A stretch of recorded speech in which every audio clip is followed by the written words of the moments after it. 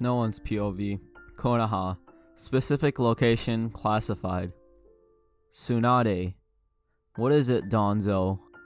I've had a weapon in development the last few years. It was recently completed. I believe it could win us the war. Are you serious? We're numbered 3-1 and our only ally is recovering from civil war. How is this possible? I have had an advanced squad of scientists and Root Ambu working on this project. It is unheard of until now. We have made an artificial tailed beast, a wolf, the 14 tails. It has immense chakra reserves and can recharge at an alarming rate. It is a scientific masterpiece. How do we control the beast? Simple. We seal it inside Sasuke Uchiha. 1 hour later, Sasuke and Sakura's house. No one's POE. Are you insane? You guessed it. When Tsunade and Danto consulted Sasuke and Sakura about it, Sakura exploded. I'm not gonna stand for this. I will not allow my boyfriend to be turned to a monster like Naruto. I'll do it. What? Sakura's scream broke all the glasses in the neighborhood, as well as killing Tora the cat, who lived to the ripe age of 124. This tailed beast is the Leaf Village's last hope, Sakura, and if I become its Jinchuriki, I will be able to save you and all of our other friends. They shouldn't even have to ask. This is a ninja's duty. Same time, Suna, Naruto's POV. Naruto? Tell me a story about before you left the village. So many to choose from. How about I tell you about my first real ninja mission? I'm not talking about one of those lousy chore jobs either. This took place almost 7 years ago. I was 12 years old and barely a genin. Genin always work in a team consisting of 2 other genin, as well as a much more experienced Jonin sensei. My teammates were Sakura Haruno and Sasuke Uchiha, my sensei being Hatake Kakashi. I had whined to the old man to give me an actual mission, a non-chore one I mean. He had given us a C rank mission, the step up from D rank, which were the chore jobs. We were tasked with protecting a bridge builder named Tazuna. He was a drunkard, and I didn't like him in the slightest at first. But after the events that took place back then, we got along splendidly. Him and I have been friends ever since. Anyway, we were minding our own business, walking into the forest, when all of a sudden, out of nowhere, came those 2 creepy looking dudes with... No one's POV. Yorikobi and Naruto sat all night talking and telling stories. They watched movies and enjoyed each other's company. They had to live it up, because Naruto was starting in a few short days, and Yorikobi wouldn't see him for a while. It made Naruto sad that he didn't get more of a break. Yorikobi was the sunshine in his life, and he was looking forward to spending the remainder of his lifetime with her. He knew he would have to do it soon, because he was almost certain that the war would be a long and brutal one, and tomorrow would be his last chance for a long time. Chapter 16. Next day, Naruto's POV. We are launching an attack on Konoha the day after tomorrow. Be ready, Gaara said. Alright, will do. What time? We will meet around 5 a.m. But what about that thing?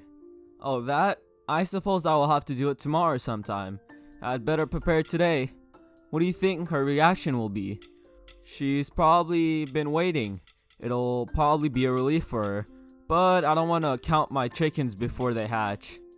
I really hope this works out for you, Naruto. I hope it does too, Gaara. 1 hour later, Naruto's POV. Crap is hitting the fan in a few days, so I need to spend as much time with Yorikobi as I can. Yo, are you home? Of course I'm home, you big idiot.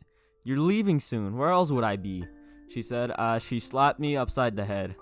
Thanks for that. What should we do now?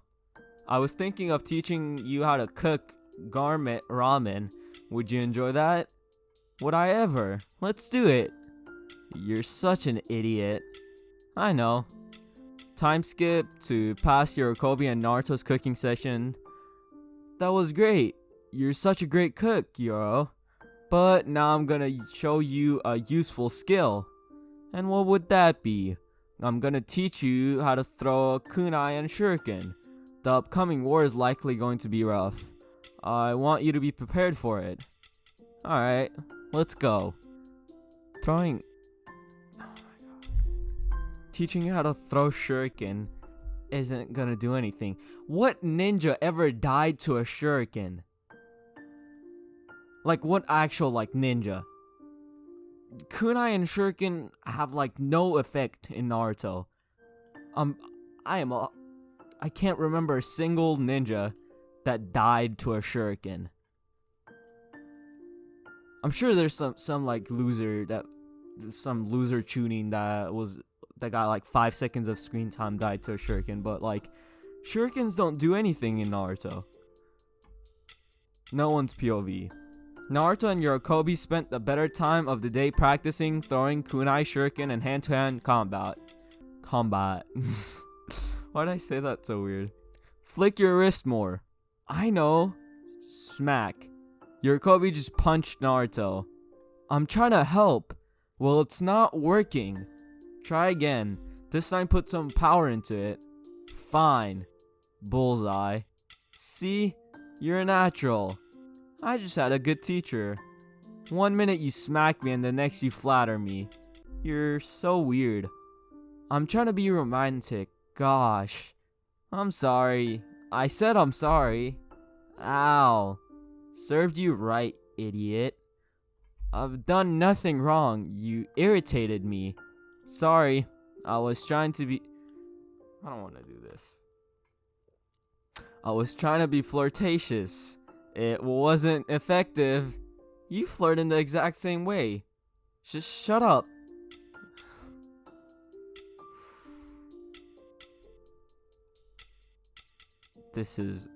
I'm gonna spare you the next couple of lines. It's some of the more cringy stuff. Be glad I cut that stuff out, okay? I think you'd get along with Sakura. That Kunoichi? Yeah, she was almost as fiery as you. Not in a good way though. I had a crush on her when I was young, but she liked Sasuke, and nothing really worked out because of that. I'm glad though, because if something did, I never would have met you. Naruto knew that tomorrow was the day. He was gonna do it tomorrow. He had to. He was going to propose to Yorokobi. Chapter 17. Next day, 6 p.m. Naruto's POV. I don't know if I can do it, Kurama. What if she says no? What if she doesn't love me as much as I thought she did? I'm freaking out. Relax, kid. If you don't have the guts, I'll take control and pull the ring. Then you'll have to do it. Gee, thanks. I thought I was under as much pressure as possible, but then you blocked my easy way out. I just don't want you to be wimpy. You're the one who got yourself sealed inside of this, wimp. Shut up. Sorry, but I don't do shut up. I got you all fired up, didn't I? I guess. Why? Because I took control and told Yorokobi that we're going on a picnic. It is done. No backing out now. Thanks a ton, Kurama. Don't mention it. That was sarcasm. I know it was sarcasm. I chose to be sarcastic back to you by taking it literal, idiot. Oh. Why are you taking me on a picnic, Naruto? Yorokobi asked, snapping me out of my mindscape. Oh, I figured since I'm leaving tomorrow that I should take you out one more time. What do you think? I think it's a great idea. Where are we going? I think that we should go to the land of waves. Are you okay with that? Am I ever? I've never really been outside Tsuna much. I wish I could travel the world. Well, maybe we can after this war, if you want. Inari!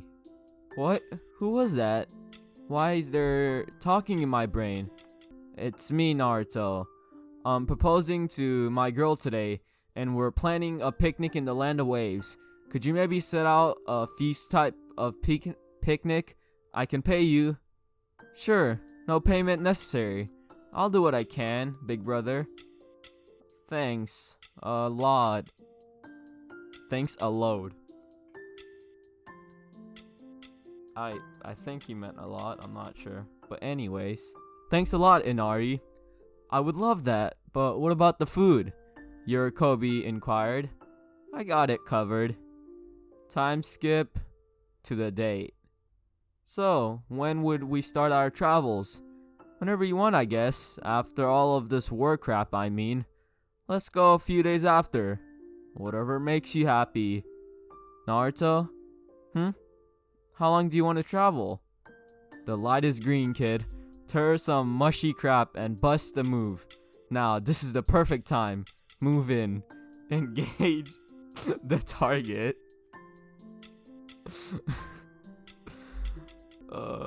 Shut up, Kurama. How about forever? What do you mean by that? I pull out the ring. It was made of 24 karat gold. Has a forest green emerald on top and a small orange gem surrounding it. Your Kobe Haruno? Will you marry me so we can travel the world for eternity? Is this chick related to Sakura? Hold up. No. Why would you? I think this is an original character. Why would you make an original character related to Sakura?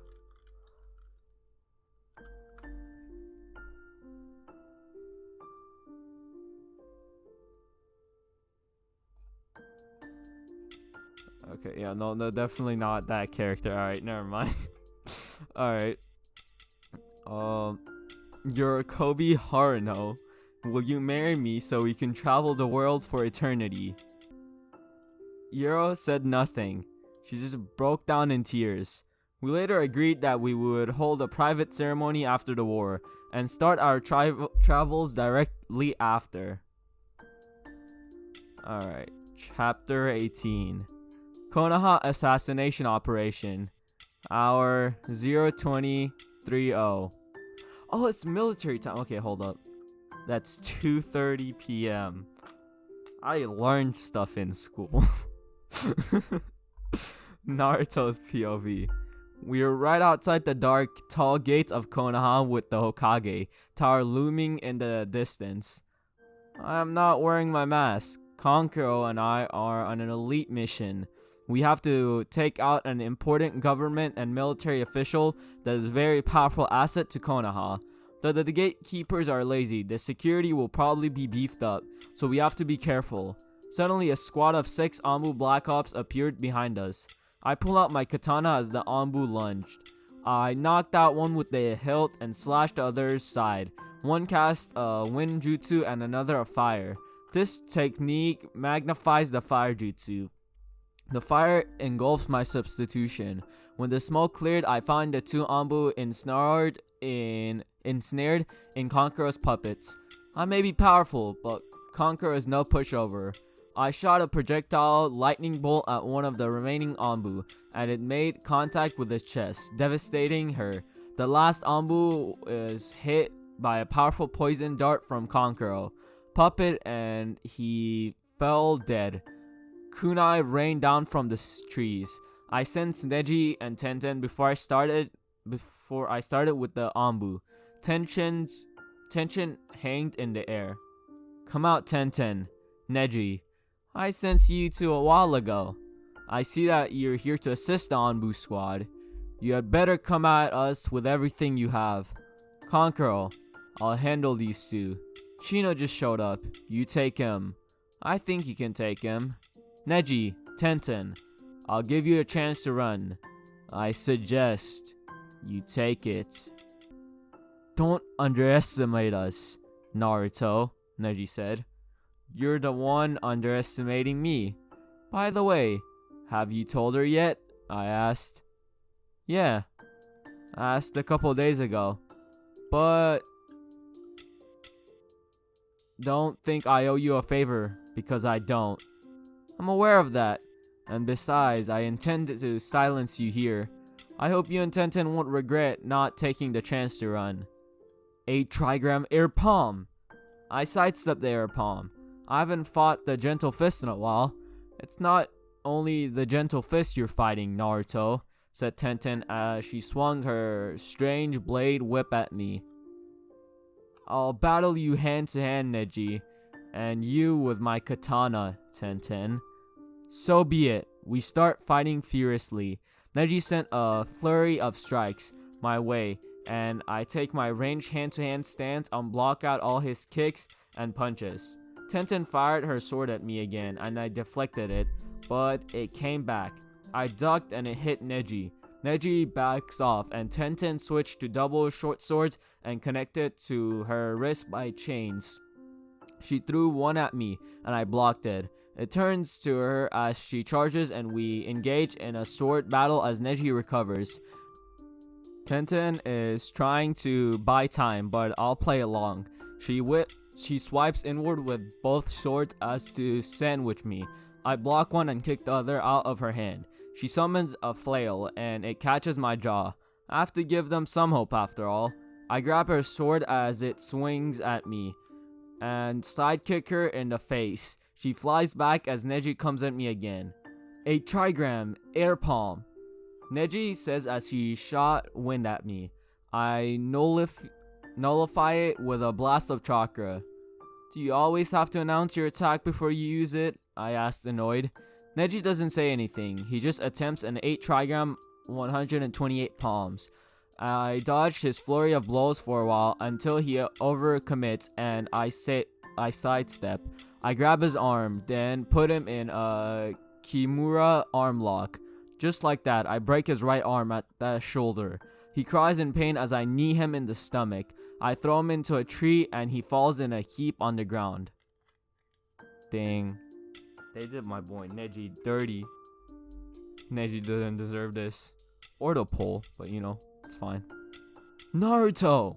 Tenten screamed as she charged me with 2 katanas. I pull my sword once again. I block her first sword strike and narrowly escape the deadly second. She swung with more power now, fueled by her rage. Wind-styled. Tempest sword jutsu, I say. My sword was now surrounded with sharp wind. Time for step 2. Fire style, scorching blade jutsu. The wind is set alight. My sword is now a fiery inferno. The sheer temperature singes my arm hair. I swing at Tenten. She raises her sword to block it, but my sword cuts through it like butter.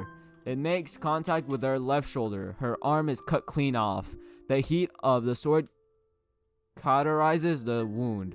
She passes out from pain. I drag Neji and Tenten to the closest tree and set the tree alight. I'll give them a chance. I have nothing against them in particular. If they wake up and escape, that's fine by me. I start heading towards Konoha. I trust Kankuro can handle himself. That's where I'm gonna end it, guys. I hope you've all enjoyed, and I'll see you all in the next part. Roll the outro. And today